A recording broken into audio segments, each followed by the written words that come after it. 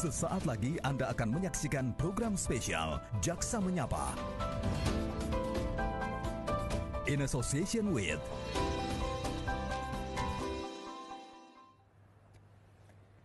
Pemirsa, Kejaksaan Agung mendorong penerapan keadilan restoratif dalam sistem peradilan di Indonesia.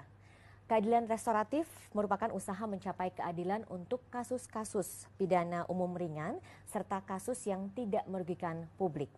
Harapannya bisa mengurangi jumlah tahanan di penjara yang memang saat ini sudah melebihi kapasitas. Lantas, bagaimana peran aktif kejaksaan dalam menerapkan keadilan restoratif?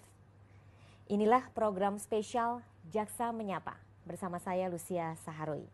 Dan saat ini saya sudah bersama Jaksa Agung Republik Indonesia, Bapak ST Burhanuddin di Gedung Kejaksaan Agung RI. Selamat malam Pak Burhanuddin. Iya. Sehat ya Pak ya? Alhamdulillah. Alhamdulillah ya. Ini mudah-mudahan terus sehat supaya bisa melakukan terobosan-terobosan nih Pak. Betul Mbak. Ya, salah satunya keadilan restoratif. Ini kenapa Pak tertarik Kejaksaan Agung untuk menerapkan ini Pak? Ya. Sebenarnya keadilan restoratif itu tidak semata-mata hanya ingin mengurangi orangnya masuk penjara, tidak semata-mata itu. Tapi bagi kita yang utama adalah bagaimana ya kita dapat menerapkan suatu keadilan yang bermanfaat bagi masyarakat. Itu bagaimana rakyat bisa merasakan keadilan itu. Karena kalau hanya kita dogmatis kepada perundang-undangan aja akan lain. Karena keadilan itu selalu saya katakan dengan teman-teman ada di hati kita, di hati seorang manusia, di hati seorang penuntut umum. Itu yang selalu saya katakan pada teman-teman. Mari kita bagaimana menyelesaikan suatu perkara tanpa melukai salah satu. Itu yang utama. Oke, jadi tujuan utamanya ini apakah diadakan mediasi begitu ya Pak ya, kalau dalam keadilan restoratif? Jadi utamanya adalah ada perdamaian di antara.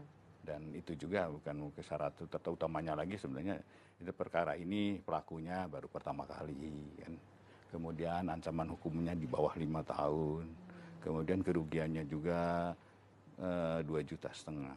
Itu ada perkara-perkara yang tertentu yang tidak semua perkara dapat dilakukan restoratif justice. Oke, ada dasar hukumnya nggak Pak untuk penerapan ini? Tentu sebenarnya ini adalah dominus litis. Ada suatu kekuasaan ya bahwa seorang jaksa itu untuk dapat menentukan seseorang itu bahwa bisa dibawa ke pengadilan atau tidak.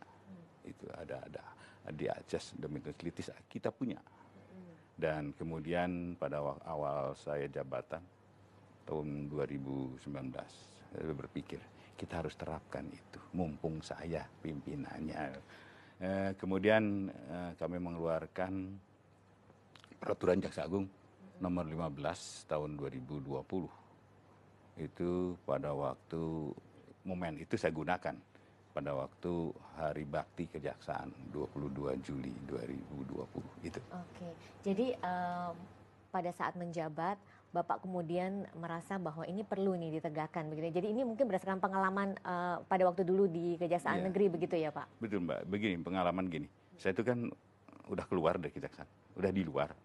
Melihat saya sudah bergaul dengan masyarakat, berhubungan dengan masyarakat dan saya ikut merasakan. Katanya ada pepatah kan kalau udah tadinya di dalam kemudian keluar melihat ke dalam itu begitu terang benderang. Betul. Itu. Jadi berada di pihak luar baru bisa melihat ya Pak ya? Oh iya, ada perlu celah-celah supaya masyarakat merasa terlindungi. Apa Pak memang keluh kesah masyarakat yang memang selama ini terkait dengan pengadilan begitu? Bukan soal pengadilan. Mbak ingat ada Nenek Mina, itu soal apa, ada pencurian banyak. Ada yang pencurian bakal, pencurian ranting, ada getah. Begitu gimana dia dihukum padahal udah neneknya udah sepuh, udah usia tapi memang tidak salah. Teman-teman saya berkata pada jaksa penuntut umum tidak salah karena aturannya begitu. Saya cobalah dengan kewenangan yang ada kita cari terobosan dan terobosan yang pertama kami tanda tangani adalah restoratif justice. Oke, nah sejauh ini bagaimana penerapannya Pak? Alhamdulillah sampai kita periode-periode ya. Di tahun 2020 itu ada 222 itu. Kemudian yang ini nanti kita perhitungan, ini udah bulan Januari, Februari, Maret, gitu, April. Ini juga terus berjalan. Dan alhamdulillah respon dari masyarakat bagus, respon dari politikus bagus, bahkan respon dari Pak akademisi juga bagus. Dan ini selalu saya terapkan pada teman-teman, kita buktikan kepada masyarakat bahwa keadilan itu masih ada. Betul. Jadi sejauh ini kalau dari pengalaman tahun lalu itu ada sekitar 222 kasus yang kemudian tidak perlu disidangkan begitu ya Pak ya? Iya, bisa diselesaikan dengan restoratif justice. Nah, untuk tahun ini ada berapa target banyaknya perkara Pak yang diselesaikan Pak? Sebenarnya saya tidak menghendaki adanya target-target. Karena target itu menentukan. Bisa aja konotasi negatifnya target itu yang tidak ada pun jadi ada. Itu konotasi negatifnya. Walaupun ada konotasi positifnya. Bahwa dengan target itu ada memacu teman-teman untuk bekerja dengan sebaik-baiknya. Itu. Jadi yang utamanya bagi saya bagaimana kita akan nanti kita akan evaluasi masyarakat bagaimana sudah merasakan rasa keadilan itu dapat kita penuhi. Sejauh ini tantangannya di lapangan bagaimana Pak setelah penerapan keadilan restoratif ini? Tantangannya adalah dari dalam aja sebenarnya. Teman-teman yang membiasakan diri dengan sistem harus dilimpahkan ke pengadilan, dan ini perlu pengawasan, itu aja. Jadi saya tidak ingin ya niat baik kita bersama dicederai oleh perbuatan-perbuatan tercela oleh jaksa-jaksa. Karena ini sangat ranum begitu untuk melakukan suatu perbuatan negatif. Ya. Perkara menjadi tidak disidangkan itu, tetapi bagi kami adalah pengawasan yang ditingkatkan. Itu yang kami pun. Dan saya juga dengan adanya media, saya bersyukur pengawasan kami lebih-lebih. Media bisa ngawasi jaksa-jaksa, melakukan ini, dan ini bagi kami hal-hal yang sangat positif. Kalau mungkin bagi seorang media itu adalah kurang mengenakan, bagi saya enak pengawasan, karena kami tidak bisa menjangkau ke teman-teman, ke masyarakat di daerah. Tetapi dengan adanya media, satu saat terjadi dalam 2-3 menit sudah muncul di media di Jakarta, dan itu menguntungkan kami untuk melakukan pengawasan terhadap jaksa-jaksa yang melakukan pelaksanaan yang diberi tugas oleh perundang-undangan itu. Aduan masyarakat juga ya Pak ya? Ya perlu, itu juga itu sebagai pengawasan juga kan menentukan masyarakat gitu. Iya. Dalam menerapkan asas keadilan restoratif ini sebenarnya ada syarat-syaratnya nggak sih Pak? Iya, syarat-syaratnya yang utama yang tadi kan bukan perbuatan pengulangan. Artinya baru melakukan satu kali perbuatan yang pertama, artinya melakukan perbuatan itu yang pertama. Yang kedua adalah hukumannya, ancaman hukuman maksud saya di bawah 5 tahun. Kemudian kerugiannya juga tidak lebih dari 2,5 juta.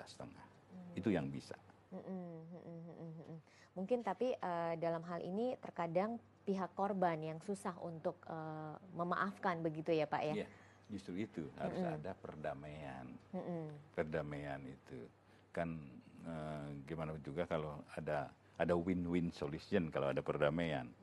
Tapi kalau misalnya harus di persidangan, itu kayak saya melihat bukan win-win solution. Ada penghukuman, ada pembalasan. Tetapi kalau dengan resolusi win-win solution terbaik bagi berdua yang bermasalah. Jadi meskipun misalnya syarat-syaratnya sudah terpenuhi, tapi pihak korban tetap memaksa untuk diajukan ke pengadilan, tidak bisa. Tidak bisa, Mbak. Itu kita utamanya adalah cari win-win solution. Ini kan pidana memang biasanya tidak pernah ada mediasi begitu ya Pak ya, baru kali ini begitu ya dengan keadilan restoratif ini ya Pak ya.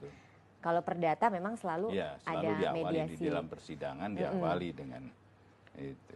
Jadi ini memang terobosan baru nih Pak ya untuk pengadilan kita begitu ya Pak ya. Ya untuk pelaksanaan persidangan pidana itu. Oke, baik. Kemudian bagaimana, apakah kemudian dengan adanya keadilan restoratif ini ada nilai tambah yang dirasakan? Kita akan bahas lebih lanjut lagi nanti Pak Burhanuddin. Pemirsa jangan kemana-mana, Jaksa Menyapa masih akan